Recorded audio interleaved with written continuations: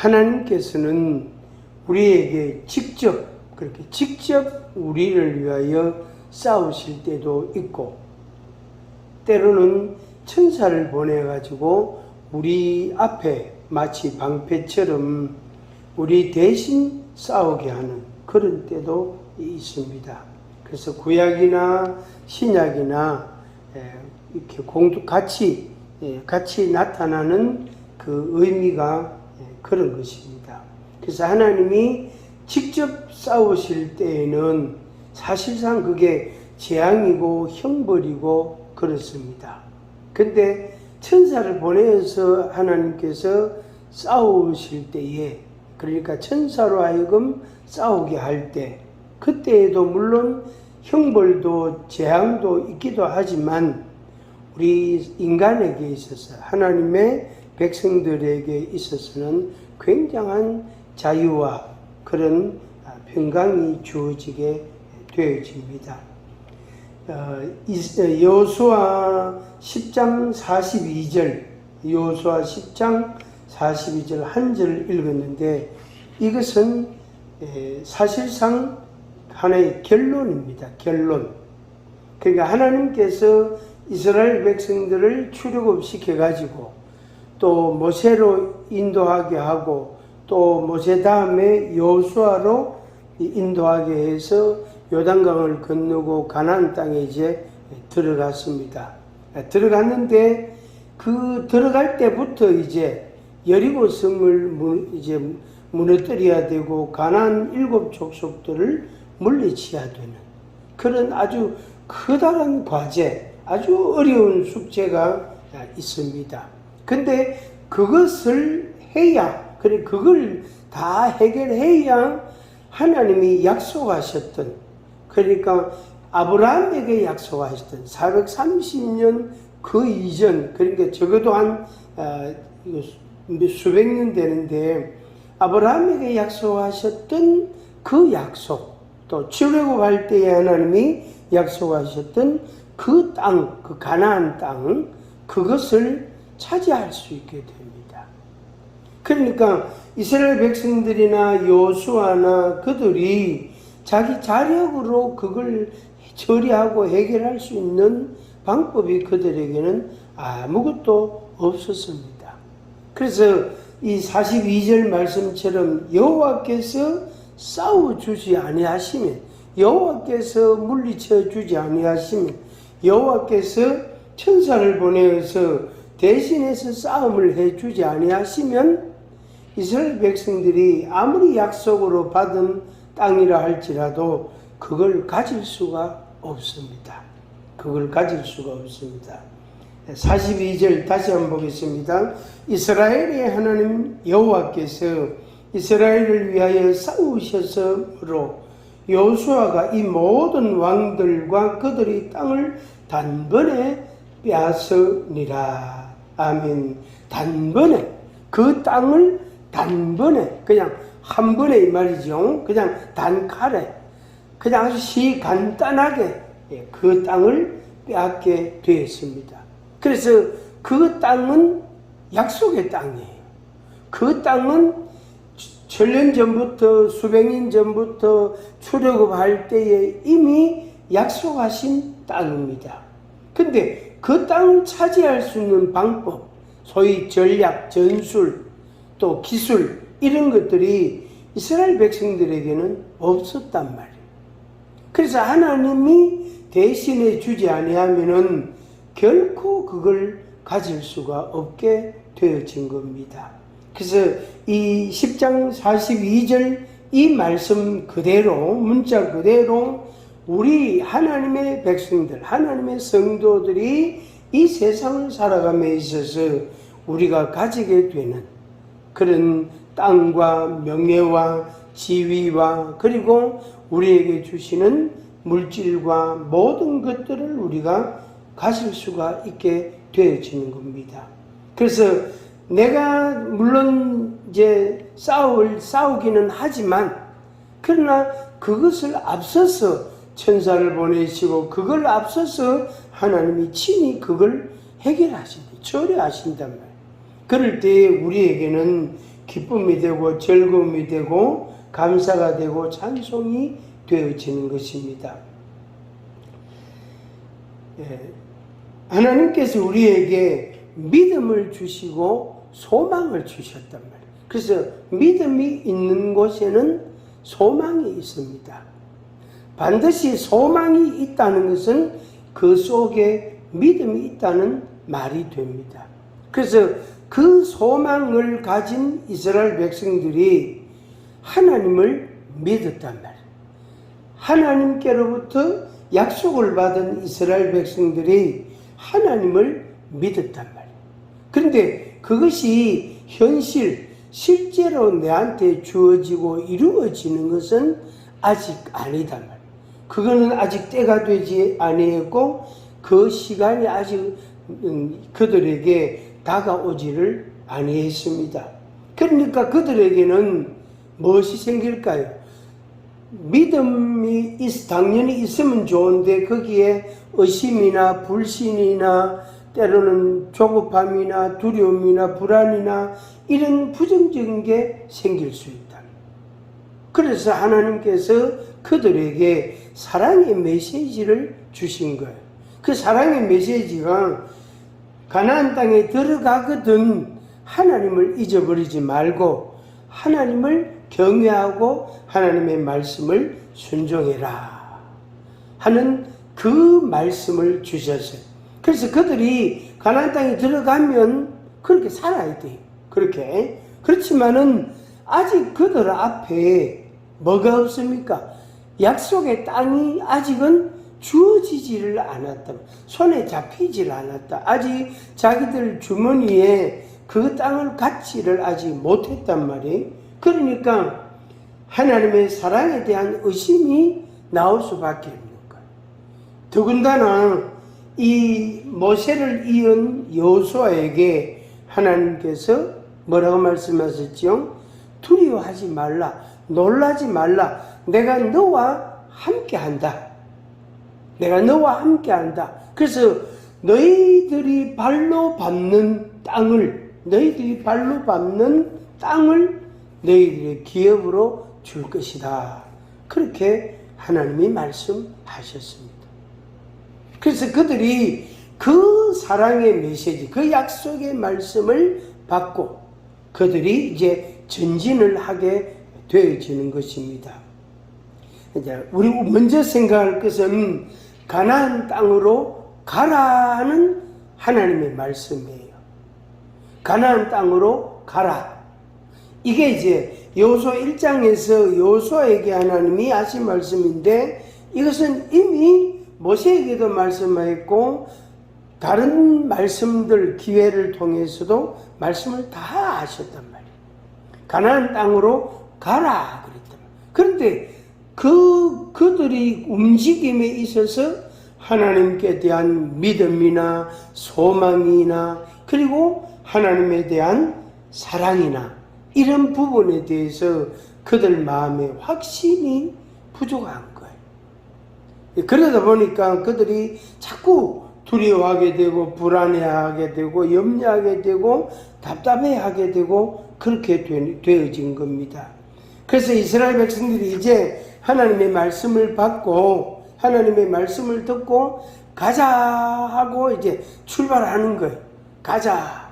근데 모세는 죽었고 여호수아가 이제 그 다음 지도자로 세움을 입었단 말이에요. 근데 이스라엘 백성들에게 모세와 같은 모세만한 믿음이나 신뢰가 여호수아에게는 없었단 말이에요. 또 여호수아 자신도 모세 때에 하나님이 함께 하신 것과 같은 그런 그 하나님이 자기에게도 함께 하실 것이라는 이 믿음, 소망, 확신 이런 것들이 또 떨어져 있는 거예요. 그래서 하나님께서 여호수아에게 두려워하지 말라, 놀라지 말라 그 말씀을 자꾸 하시는 거예요. 왜 그럴까요? 이 여호수아로 하여금 담대하게 믿음을 갖고 이 이스라엘 백성들을 이끌고 가야 된단 말이에요. 가야 되고, 그 다음에 그 가나안 땅에 들어가서 그들을 다 물리치는 전쟁을 수행해야 돼요. 전쟁. 그러니까 그들에게 있어서 특히 이제 앞서서 지도자 역할을 감당하는 여호수아에게는 굉장한 부담이고 굉장한 두려움이 될 수밖에 없습니다. 출애굽기 24장 한 말씀을 보겠습니다. 출애굽기 24장.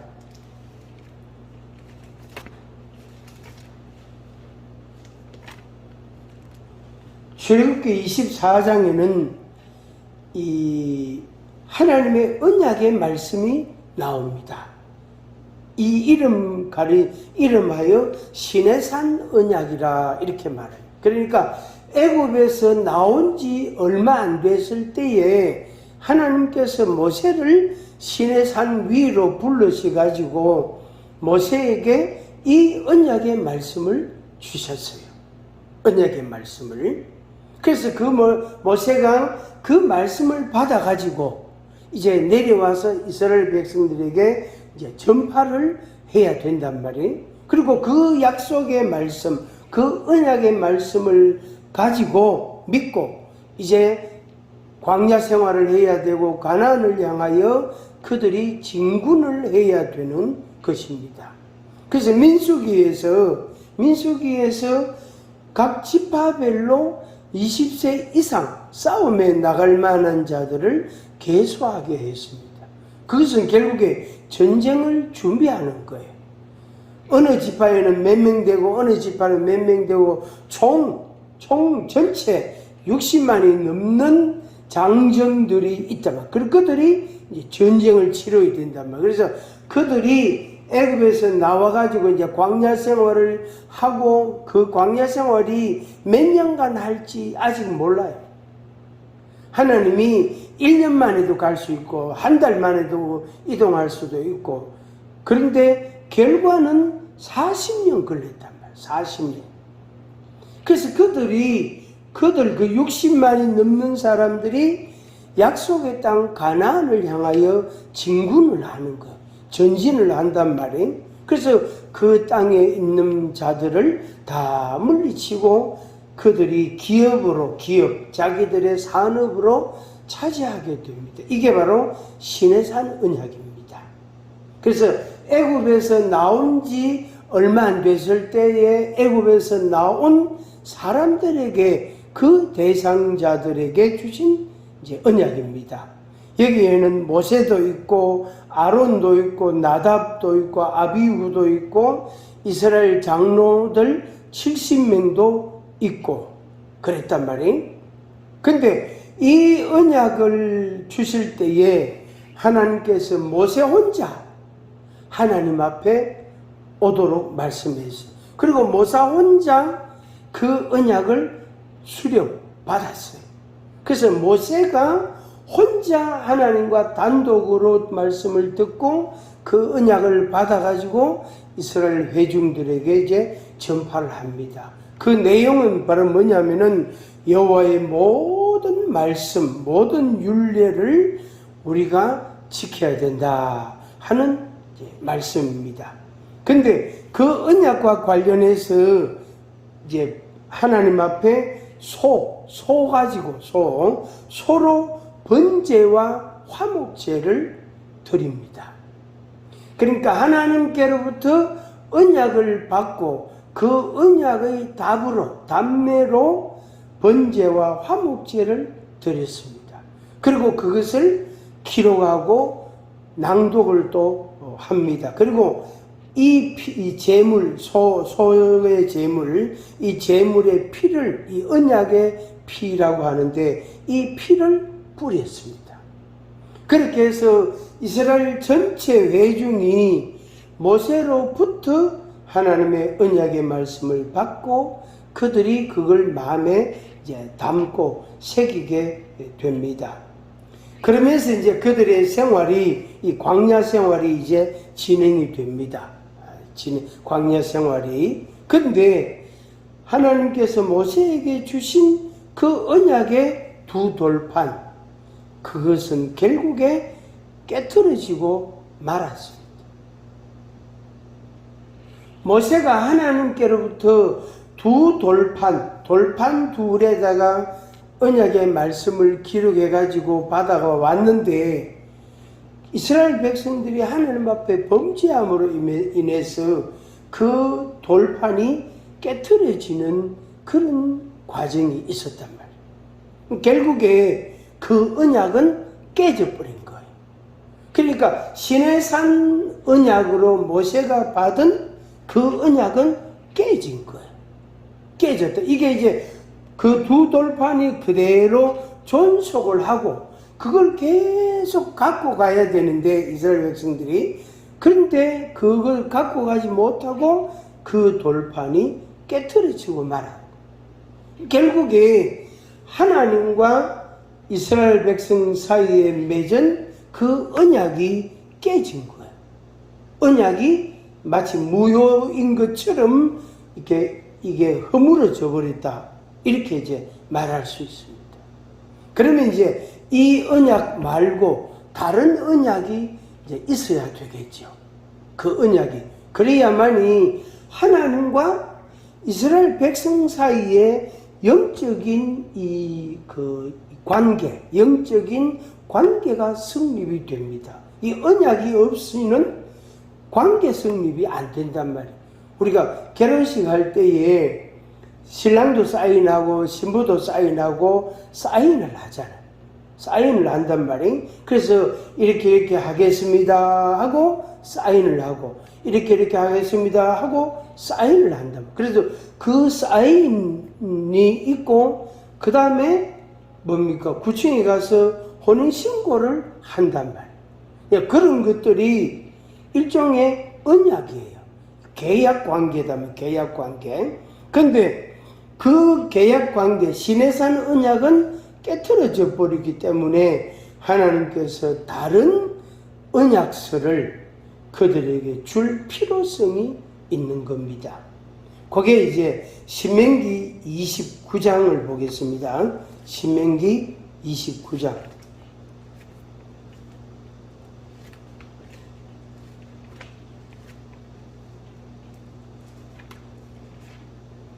신명기 29장. 이것은 모압 땅에서 맺은 언약입니다. 그래서 이름을 붙이기를 모압 언약이라 이렇게 말해요. 모압 언약. 이 모압 언약은 광야 생활 40년을 다 거친 뒤에 하나님께서 이제 가나안 땅을 앞두고 가나안 땅을 점령할 그 이제 역사적인 일을 과업을 앞두고, 특히 이제 모세가 임종을 앞두고 이 모압 언약을 맺게 됩니다. 결국에 애굽에서 나오자마자 시내산 언약도 모세가 맺었고, 신명기 29장의 모압 언약도 모세가 맺었습니다. 그래서 하나님께서 모세를 통해서 두 가지 언약을 맺은 거예요. 근데 시내산 언약은 깨트려져 버렸고, 모압 언약은 요게 이제 유효합니다. 요 언약을 가지고 가나안 땅에 이제 들어가게 됩니다. 그런데 모세는 이 언약의 당사자가 안 되는 겁니다. 시내산 언약은 모세가 언약의 당사자입니다. 하나님과 1대1로 대면해서 받은 언약이단 말이에요. 그런데 모압 언약은 이제 모세는 해당이 안 되고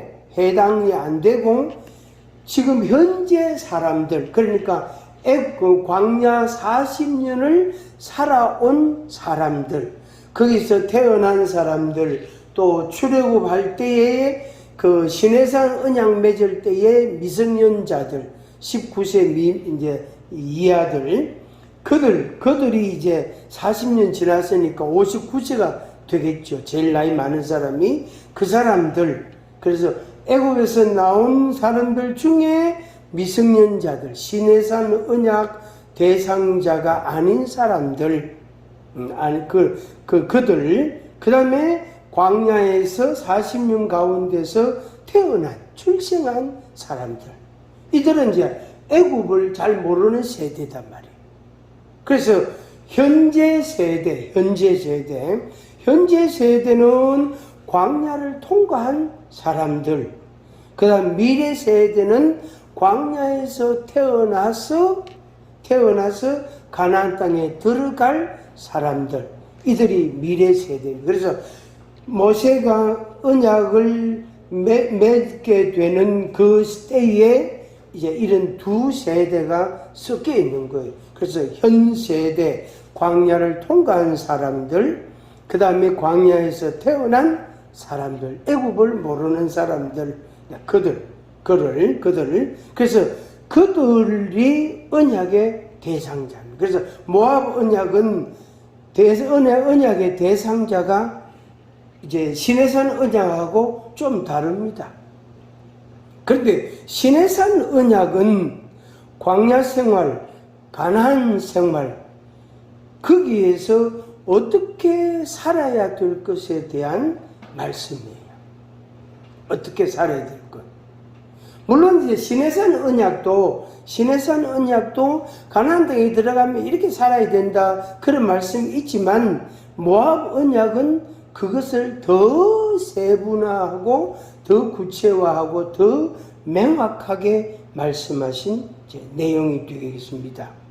그래서 모세와 여호수아가 함께 수령한, 그런데 모세는 사실상 이제 곧 세상을 떠난단 말이에요. 하나님께서 너는 가나안 땅에 못 들어간다 했단 말이에요. 그래서 여호수아가 어떻게 이 백성들을 이끌고 들어가게 됩니다. 그래서 사실상 모세가 받기는 받았지만 모세보다는 여호수아가 중심이 된 겁니다.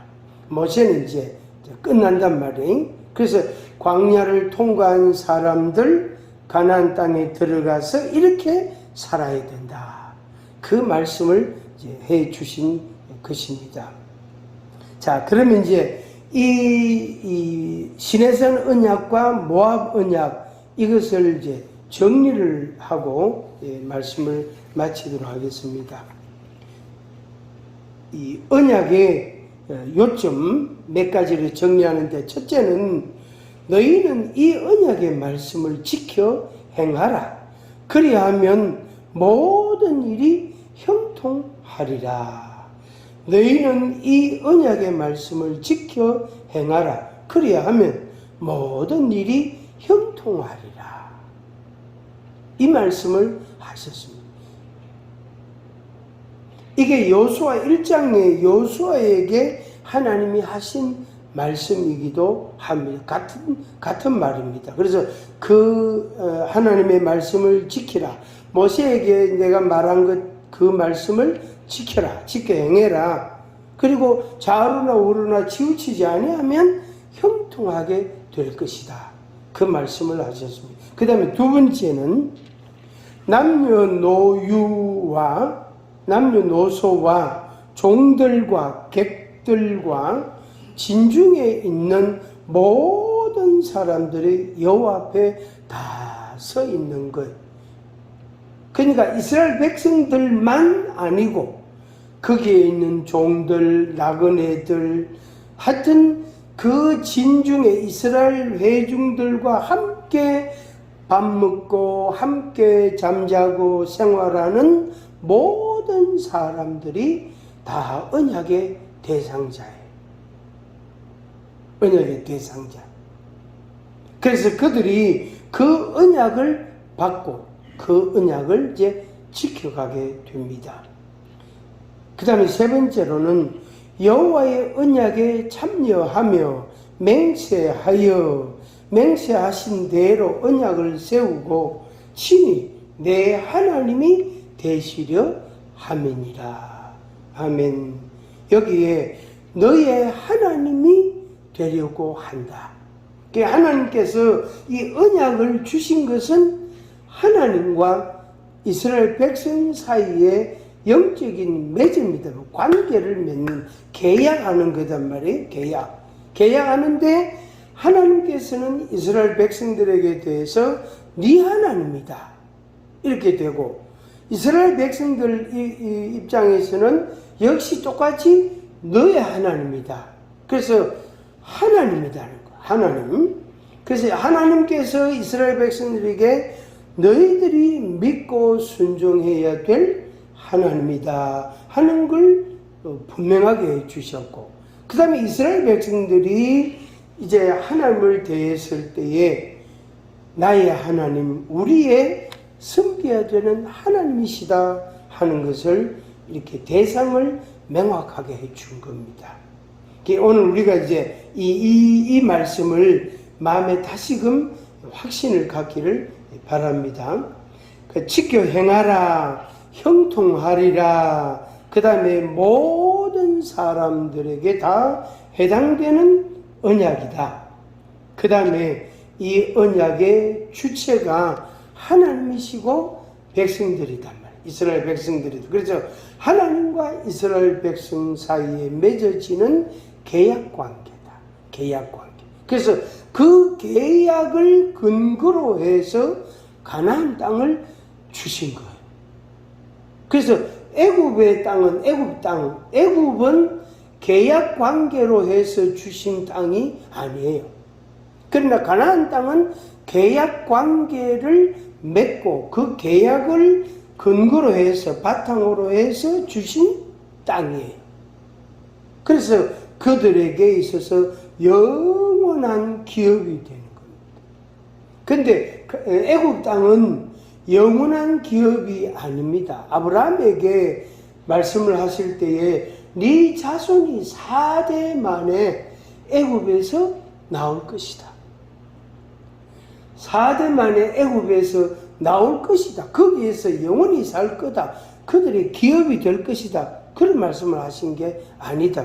그래서 오늘 우리가 하나님을 알고 믿고 하나님을 순종함에 있어서 내게 주신 것, 내게 복으로 주신, 내게 언약으로 주신 것은 뭐냐면 하나님의 축복을 의미하고 그것은 우리의 기업이 되는 것입니다. 그래서 나의 하나님 그렇게 우리가 믿고 순종해 가는 겁니다. 생활에 가야 되는 것입니다. 그 다음에 이 언약과 맹세는 여호와 앞에서 현 세대와 미래 세대에게 포함된 것이다.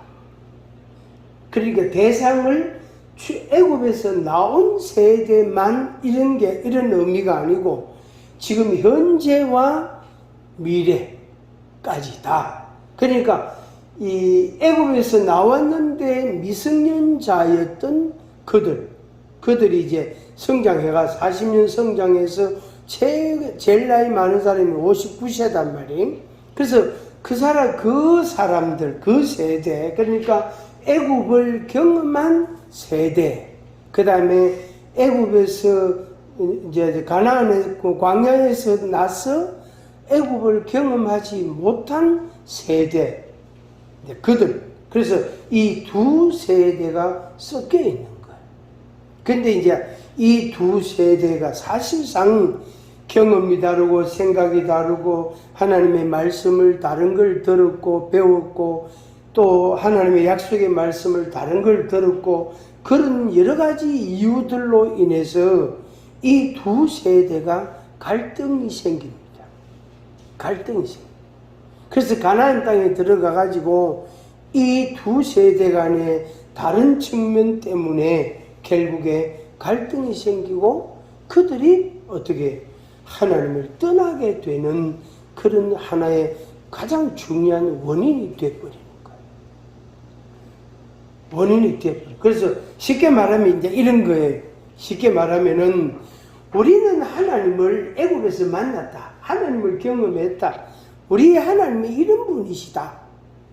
그렇게 이제 연장자들은 이야기를 하는데 이 애굽을 경험하지 못하고 광야에서 태어나서 이제 가나안 땅에 들어온 세대들은 소위 젊은 세대단 말이에요.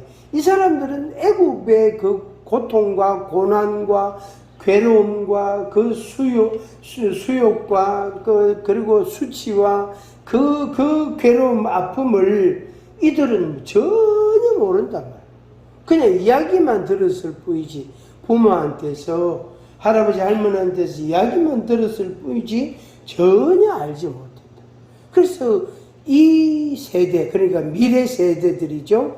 애굽을 모르는 세대들이 결국에 하나님을 이제 떠나게 되는, 우상 숭배하게 되는데 이 사람들이 앞장서게 됩니다. 결국에 세대 간에 분열이 생기게 되고 심각한 문제가 오게 되는 겁니다. 결국에 하나님께서 모세를 통해서 시내산 언약도 주셨고 모압의 언약도 모세 한 사람을 통해서 하나님께서 주신 이유가 바로 그거예요.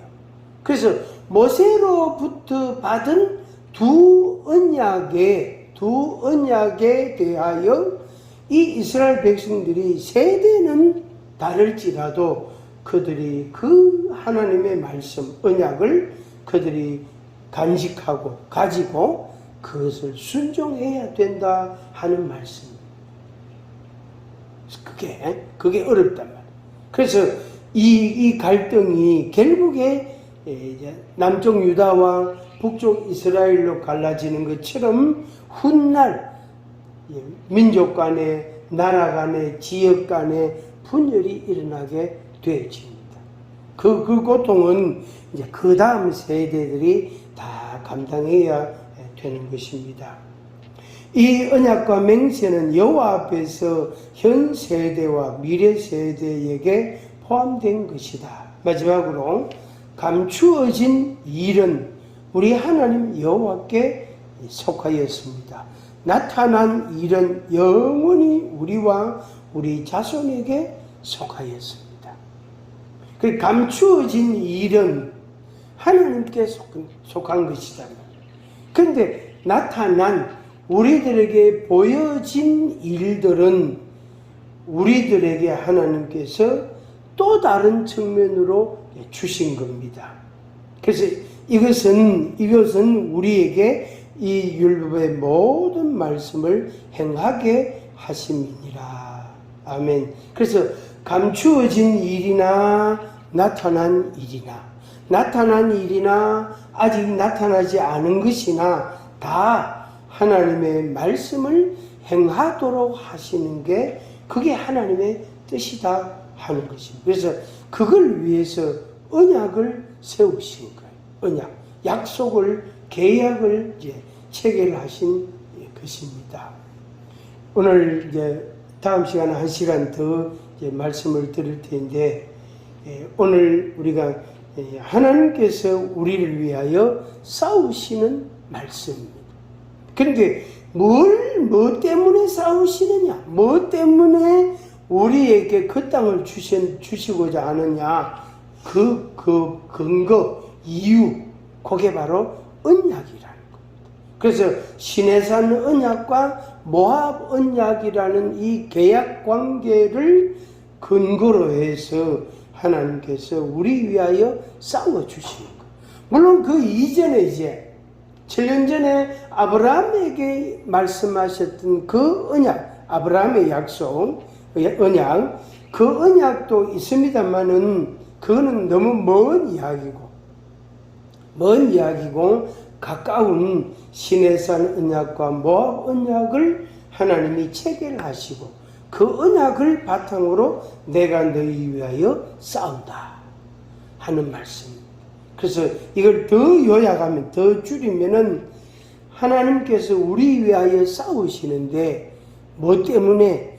우리와 맺은 약속 때문에. 그 약속의 근거는 성경 말씀입니다. 그래서 하나님의 말씀을 우리에게 주시면서 내가 이렇게 하리라 하신 그 말씀대로 하나님께서 하시는 것입니다. 그래서 이 하나님을 여러분들이 믿고 또 소망을 가지고 그렇게 순종해 가시기를 바랍니다. 기도하겠습니다.